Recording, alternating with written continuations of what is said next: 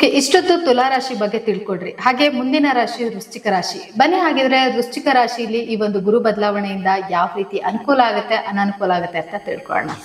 Madam, ಇಷ್ಟು ತುಲಾ ರಾಶಿ ಬಗ್ಗೆ ತಿಳಿಸ್ಕೊಟ್ರಿ. ಅಂದ್ರೆ ತುಲಾ ರಾಶಿಯವರಿಗೆ ಈ ಒಂದು ಗುರು ಬದಲಾವಣೆಯಿಂದ ಸುಖ ಶಾಂತಿ ನೆಮ್ಮದಿ ಎಲ್ಲ ಸಿಗುತ್ತೆ ಅಂತಂದ್ರಿ. ಹಾಗೆ ಮುಂದಿನ ರಾಶಿ ವೃಶ್ಚಿಕ ರಾಶಿಯಲ್ಲಿ ಯಾವ ರೀತಿ ಬದಲಾವಣೆ ಆಗುತ್ತೆ ನೋಡಿ. ವೃಶ್ಚಿಕ ರಾಶಿಯವರಿಗೆ ಈಗ ಆಲ್ರೆಡಿ ತುಂಬಾ ಪೇನ್ಗಳು ನೋಡ್ತಾ ಇದ್ದಾರೆ. ಯಾಕೆಂದ್ರೆ ಪಂಚಮ ಶನಿ, ಯಾವಾಗ್ಲೂ ಹೇಳ್ತೀನಿ, ಜನ್ಮ ಶನಿ, ಅಷ್ಟಮ ಶನಿ, ಲಗ್ನ ಶನಿ ತುಂಬಾ ಪ್ರಾಬ್ಲಮ್ಗಳನ್ನ ಕೊಡ್ತಾ ಹೋಗುತ್ತೆ. ಯಾಕಂದ್ರೆ ಶನೇಶ್ವರನ ಕಾಟ ತುಂಬಾ ಕಷ್ಟ ಅಂತ ಹೇಳ್ತೀವಿ. ಯಾಕಂದ್ರೆ ಅವನೊಬ್ಬ ದಂಡಾಧಿಕಾರಿ ಇದ್ದಂಗೆ. ಆದ್ರೆ ಎಲ್ಲೋ ಒಂದ್ ಕಡೆ ಗುರುವಿನ ಬಲನೂ ಕೂಡ ನಿಮ್ಗೆ ಇರ್ಲಿಲ್ಲ, ಬೇಸತ್ತು ಹೋಗಿತ್ತು. ಯಾಕಪ್ಪ ಜೀವನ ಬೇಡಕ್ಕೆ ಬೇಡ ಅನ್ನಷ್ಟಾಗಿತ್ತು ವೃಶ್ಚಿಕ ರಾಶಿ. ನೋಡಿ, ವೃಶ್ಚಿಕ ರಾಶಿಯವರು 8ನೇ ಮನೆ, ಬಚಕ್ರದಲ್ಲಿ 8ನೇ ಮನೆ. 8ನೇ ಮನೆ ಅಂದ್ರೆ ಏನು? ಇಡನ್ ಅಂತ ಹೇಳ್ತೀವಿ. ಸೊ ಆಯ್ಸಿಗೆ ಸಂಬಂಧಪಟ್ಟಂತಾನು ಹೇಳ್ತೀವಿ. ಆ ಇಡನಲ್ಲಿ ವೃಶ್ಚಿಕ ರಾಶಿಯವ್ರು ಬರೋದ್ರಿಂದ ಅವ್ರ ಕ್ಯಾರೆಕ್ಟರ್ಸ್ ಕೂಡ ತುಂಬಾ ಇಡನ್ ಆಗಿರುತ್ತೆ. ನೋಡಿ, ವೃಶ್ಚಿಕ ರಾಶಿಯವ್ರು ಯಾರೇ ಆಗಿರ್ಬೋದು, ಅವ್ರೊಂಥರ ಇಡನ್ ಇದ್ದಂಗೆ. ಅವ್ರ ಸೀಕ್ರೆಟ್ ಜಾಸ್ತಿ ಬಿಟ್ಕೊಡೋದೇ ಇಲ್ಲ. 100ಕ್ಕೆ 70 ಹೇಳಿದ್ರೆ 30 ಮುಚ್ಚಿಟ್ಟಿರ್ತಾರೆ. ಅದು ಅವ್ರ ಅಮ್ಮನೇ ಆಗಿರ್ಬೋದು, ಅವ್ರ ಅಕ್ಕನೇ ಆಗಿರ್ಬೋದು, ಸ್ವಂತ ಹೆಂಡತಿನೇ ಆಗಿರ್ಬೋದು, ಮಕ್ಳ ಹತ್ರನೇ ಆಗಿರ್ಬೋದು, ಯಾವ್ದೇ ಕಾರಣಕ್ಕೂ ಅವ್ರು ಫುಲ್ ಓಪನ್ ಅಪ್ ಆಗಲ್ಲ. ಅವರೊಳಗಡೆ ಒಂದು ಸೀಕ್ರೆಟ್ ಇದ್ದೇ ಇರುತ್ತೆ ವೃಶ್ಚಿಕ ರಾಶಿಯವರಿಗೆ. ಸೊ ವೃಶ್ಚಿಕ ರಾಶಿಯವರಿಗೆ ಆಲ್ರೆಡಿ ಅಷ್ಟಮದಲ್ಲಿ ಗುರು ಇದ್ದ, ಪಂಚಮದಲ್ಲಿ ಶನಿ ಇದ್ದ, ಮಕ್ಕಳ ಆರೋಗ್ಯದಲ್ಲಿ ವ್ಯತ್ಯಾಸ ಇತ್ತು, ಜೊತೆಗೆ ಮಾಡುವಂತ ಯಾವುದೇ ಕೆಲಸ ಕಾರ್ಯಗಳಲ್ಲಿ ತುಂಬಾ ಅಡೆತಡೆಗಳು ತೋರಿಸ್ತಾ ಇತ್ತು. ವೃಶ್ಚಿಕ ರಾಶಿಯವರಿಗೆ ಆಗಾಗ ಅನಾರೋಗ್ಯನೂ ಆಗ್ತಾ ಇತ್ತು. ಎಲ್ಲಿ ನರಗಳಲ್ಲಿ ತೊಂದರೆ ಆಗೋದು, ತಲೆನೋವು ಬಾಸೋದು, ಮೇನು ನರಗಳಲ್ಲಿ ತೊಂದರೆ ಅಂತ ಅನ್ಕೊಳ್ಳಿ. ವೃಶ್ಚಿಕ ರಾಶಿಯವರಿಗೆ ಎಲ್ಲೋ ಒಂದ್ ಕಡೆ ನರಗಳ ತೊಂದರೆ ಆಗೋದು, ಡಾಕ್ಟರ್ನ ಹೋಗಿ ಅಟೆಂಡ್ ಮಾಡುವಂಥದ್ದು, ಆಗಾಗ ಎಲ್ಲೋ ಒಂದ್ ಕಡೆ ಮಂಡಿಗಳಲ್ಲಿ ಅಂದ್ರೆ ಬೋನ್ಗಳಲ್ಲಿ ಇರುವಂತಹ ನರ, ತಲೆಲೆಲ್ಲೋ ತಲೆನೋವು ಬರೋದು, ಮೈಗ್ರೇನ್ ಆಗೋದು, ಒಂದ್ ಕಡೆ ಎಳ್ತಾ ಬರೋದು, ನಿದ್ದೆ ಬರದೆ ಒದ್ದಾಡೋದು, ಈ ತರ ನಿದ್ರಾಹೀನತೆಯನ್ನು ತುಂಬಾ ಒದ್ದಾಡಿದ್ದಾರೆ ವೃಶ್ಚಿಕ ರಾಶಿಯವರು. ಯಾಕಂದ್ರೆ 8ನೇ ಮನೆ ಗುರು, ಯಾವ್ದು ಬಲ ಇಲ್ವಲ್ಲ, ಬಲಾನುಬಲ ಇಲ್ದಾಗ್ಲೇ ತಾನೆ ಮನುಷ್ಯನ್ ತುಂಬಾ ಪ್ಯಾನಿಕ್ ಆಗೋದು. ಇನ್ನೇನ್ ಈ ತಿಂಗಳು ದುಡ್ಡು ಬಂದ್ಬಿಡ್ತಪ್ಪ, ಈ ಮಂತ್ ಬಂತು, ಲಾಸ್ಟ್ ಮಂತ್ ಬಂತು ಅಂದಾಗೆಲ್ಲ ಮುಂದಕ್ಕೆ ಮೋಟ್ ಆದಾಗ ಒಬ್ಬ ಮನುಷ್ಯನ್ ತುಂಬಾ ಬೇಸರ ಆಗ್ತಾ ಇರುತ್ತೆ. ಹಣಕಾಸಿನಲ್ಲೂ ಅಷ್ಟೇ, ದೈಹಿಕ ಸಮಸ್ಯೆಗಳಲ್ಲೂ ಅಷ್ಟೇ. ವೃಶ್ಚಿಕ ರಾಶಿಯವರು ತುಂಬಾ ನೋವುಗಳು ನೋಡಿದೀರಾ. ಖಂಡಿತ ನಿಮ್ಗೆ ರಿಲ್ಯಾಕ್ಸೇಷನ್ ಕೊಡೋ ಟೈಮು ಈ 2 ತಿಂಗಳು ಕೂಡ. ನೀವು ಹಿಂದೆ ಏನೆಲ್ಲ ಬಾಧ್ಯತೆಗಳಿತ್ತೋ ಅದೆಲ್ಲ ನಿವಾರಣೆ ಆಗುವಂತ ಟೈಮ್ ವೃಶ್ಚಿಕ ರಾಶಿಯವರಿಗೆ. ಖಂಡಿತ ಒಳ್ಳೇದಾಗತ್ತೆ. ಹಿಂದೆ ಯಾವ ಸ್ಟಕ್ ಆಗಿತ್ತಲ್ಲ, ಆ ಸ್ಟಕ್ ಎಲ್ಲ ನಿವಾರಣೆ ಮಾಡ್ಕೊಂಡು ಸರಾಗವಾಗಿ ಹರಿಯುವಂತ ಒಂದು ಟೈಮು ವೃಶ್ಚಿಕ ರಾಶಿಯವ್ರಿಗೆ ಬರೋದ್ರಿಂದ ಖಂಡಿತ ಒಳ್ಳೇದಾಗತ್ತೆ. ಸದುಪಯೋಗ ಮಾಡ್ಕೊಳ್ಳಿ ವೃಶ್ಚಿಕ ರಾಶಿಯವರು. ಎಲ್ಲೋ ಒಂದು ಕಡೆ ನಾವು ಮಾಡಿದಂತಹ ದಾನ ಧರ್ಮ ಕಾರ್ಯಗಳೇನಿದೆ, ಒಂದು ಕಷ್ಟದ ಟೈಮ್ಗೆ ಯೂಸ್ ಆಗ್ಬೇಕು ಅಂತಾನೆ ಹೇಳೋದು.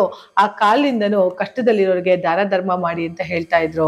ಹಾಗಾಗಿ ಆ ದಾನ ಧರ್ಮದ ನಿಮ್ಮ ಒಂದು ಗುಣ ಏನಿದೆ, ಅಥವಾ ದಾನ ಧರ್ಮ ಹಿಂದೆ ಏನ್ ಮಾಡಿದಿರಾ ಅದೆಲ್ಲ ಇವಾಗ ಸ್ಯಾಕ್ರಿಫೈಸ್ ಆಗುವಂತ ಒಂದು ಟೈಮು. ಸದುಪಯೋಗ ಪಡಿಸ್ಕೊಳ್ಳಿ 2 ತಿಂಗಳಲ್ಲಿ. ಖಂಡಿತ ಒಳ್ಳೇದಾಗುತ್ತೆ. ಯಾಕಂದ್ರೆ ಭಾಗ್ಯಕ್ಕೆ 9ನೇ ಮನೆಗೆ ಬರ್ತಾ ಇದ್ದಾನೆ.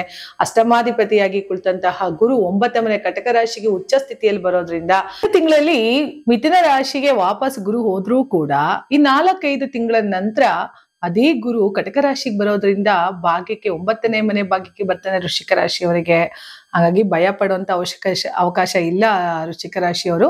ವೃಶ್ಚಿಕ ರಾಶಿಯವರು ಸ್ವಲ್ಪ ಸಮಾಧಾನದಲ್ಲಿ ಇರ್ಬೋದು ಇನ್ನು2 ತಿಂಗಳು. ಯಾಕೆಂದ್ರೆ ಈ ಹಿಂದೆ ಆಗಿದಂತಹ ಅಡೆತಡೆಗಳಾಗಿರ್ಬೋದು, ಕೆಲಸ ಕಾರ್ಯಗಳೆಲ್ಲ ಆಗ್ಬೋದು 2 ತಿಂಗಳಲ್ಲಿ. ಯಾಕಂದ್ರೆ 30 to 60 ಡೇಸ್ ವರೆಗೂ ಇದೆ. ಒಬ್ಬ ಮನುಷ್ಯನಿಗೆ ಒಳ್ಳೇದಾಗ್ಬೇಕು ಅಂದ್ರೆ 1 ಕ್ಷಣ ಸಾಕು. ಹಾಗಾಗಿ 60 ದಿನಗಳಿರೋದ್ರಿಂದ ಖಂಡಿತ ನಿಮ್ಗೆ ಒಳ್ಳೇದಾಗ್ತಾ ಹೋಗುತ್ತೆ. ಕೋರ್ಟು ವ್ಯಾಜ್ಯಗಳೇನಾದ್ರು ಇದ್ರೆ ಅವು ಕೂಡ ನೀವು ಸಕ್ಸಸ್ ಅನ್ನ ನೋಡುವಂತ ಒಂದು ಟೈಮ್ ಆಗಿರೋದ್ರಿಂದ ವೃಶ್ಚಿಕ ರಾಶಿಯವರಿಗೆ ಒಳ್ಳೆ ಫಲ. ಯಾಕೆಂದ್ರೆ ಧನಸನಾಧಿಪತಿ ಮತ್ತೆ ಪಂಚಮಾಧಿಪತಿಯಾಗಿ ಭಾಗ್ಯದ ಮನೇಲೆ ಇರೋದ್ರಿಂದ 9ನೇ ಮನೆ ನೋಡಿ, ನಿಮ್ಗೆ ಯಾವ್ದೋ ಒಂದು ಬಾಗ್ಲು ಓಪನ್ ಆಗ್ಬೇಕು. ಸೊ ಮನುಷ್ಯನಿಗೆ 12 ರಾಶಿಗಳಲ್ಲಿ 12 ಬಾಗಿಲುಗಳು ಕೊಟ್ಟಿರ್ತಾನೆ. ಯಾಕೆ ನಿಮಗೆ ತ್ರಿಕೋನ ಸ್ಥಾನ ಅಂತ ಕರಿತೀವಿ. ನಿಮ್ಮ ಯಾವುದೇ ರಾಶಿ ಆಗಿರ್ಲಿ 1, 5, 9 ಅಂತ ಏನ್ ಕರಿತೀವೋ ಅದು ತ್ರಿಕೋನ. ಓಕೆ, ಇನ್ ಮಿಕ್ಕಿದೆಲ್ಲ ಕೇಂದ್ರಾಧಿಪತಿಗಳು. ಸೊ ತ್ರಿಕೋನ ಸ್ಥಾನ ಅಂತ ಅಂದಾಗ ಮೂಲ ಸ್ಥಾನ ಯಾವುದು? ಜನ್ಮ ಲಗ್ನ. ಅದಾದ ಮೇಲೆ ಪಂಚಮ ಸ್ಥಾನ, ಅದಾದ್ಮೇಲೆ 9ನೇ ಸ್ಥಾನ ಭಾಗ್ಯಸ್ಥಾನ ಅಂತ ಕರಿತೀವಿ. ಸೊ 1, 5, 9 ಅಲ್ಲಿ ನಾವು ಕುಳಿತಿದೀವಿ ಅಂತ ಅಂದಾಗ ನಿಮ್ಮ ಒಂದು ಗುರುಗ್ರಹ 9ಗೆ ಬರ್ತಿದ್ದಾನೆ ಅಂದ್ರೆ ಅದು ಭಾಗ್ಯ ಅಲ್ವಾ? ಸೊ ಭಾಗ್ಯದ ಬಾಗಿಲು ತೆಗೆದಾಗೆ ವೃಶ್ಚಿಕ ರಾಶಿಯವರಿಗೆ ಖಂಡಿತ ಒಳ್ಳೆದಾಗತ್ತೆ.